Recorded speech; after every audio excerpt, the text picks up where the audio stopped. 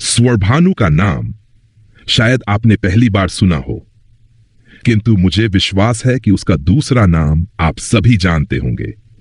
कुछ लोग स्वरभानु नाम को शायद ना जानते हों, लेकिन उसका दूसरा नाम तो हिंदू धर्म के सबसे प्रसिद्ध पात्रों में से एक है। हम उसे राहु एवं केतु के नाम से जानते हैं। अधिकतर धर्म ग्रंथों में केवल राहु का ही उल्लेख मिलता है, जिससे बाद में केतु अलग होता है। किंतु क्या आप जानते हैं कि उसका वास्तविक नाम स्वरभानु था?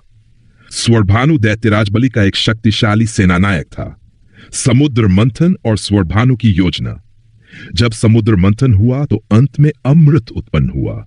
जैसे ही अमृत निकला, देवों और दैत्यों में उसे पाने की होड़ लग गई। यह देखकर भगवान विष्णु ने मोहिनी रूप धारण कर लिया। मोहिनी को देखकर सभी मंत्रमुग्ध हो गए। मोहिनी ने कहा, सब लोग अपनी अपनी पंक्तियों में बैठ जाएं, मैं सबको अमृतपान कराऊंगी। दैत्यराज बलि के नेतृत्व में दैत्य और इंद्र के नेतृत्व में देवता बैठ गए, लेकिन यहां पर एक बड़ा छल हो रहा था। मोहिनी दैत्य समूह को केवल अमृत देने का अभिनय करती, लेकिन वास्तव में अमृत देवताओं को ही पिला रही थी। सभी देव अमर हो गए, परंतु दैत्यों को अमृत की एक बूंद भी नहीं मिली। स्वरभानु का छल और उसका भेद खुलना। दैत्य दल में बैठा स्वरभानु इस छल को भांप गया।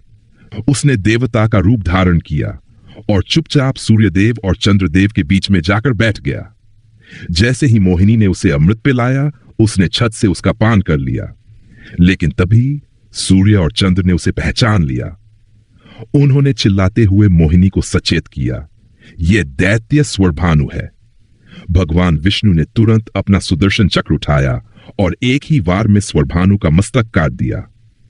स्वरभानु का नया रूप राहु और केतु स्वरभानु का सिर और धरकेतु के रूप में परिवर्तित हो गया, लेकिन चूंकि उसने अमृत का पान कर लिया था, इसलिए राहु अमर हो गया।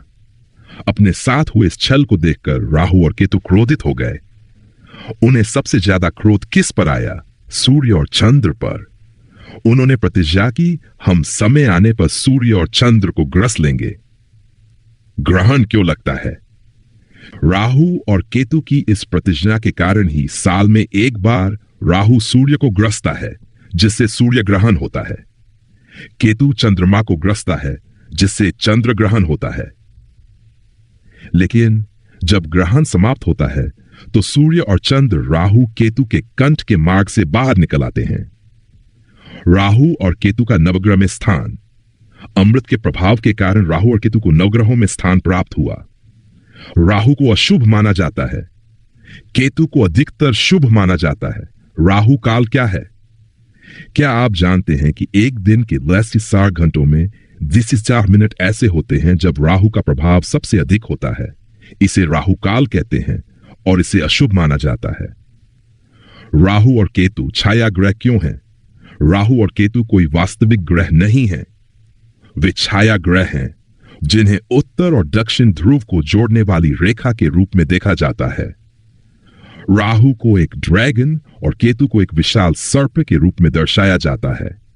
यही कारण है कि यदि राहु और केतु की विशेष स्थिति होती है तो व्यक्ति के जीवन में काल सर्प योग बन सकता है। जय श्री हरि।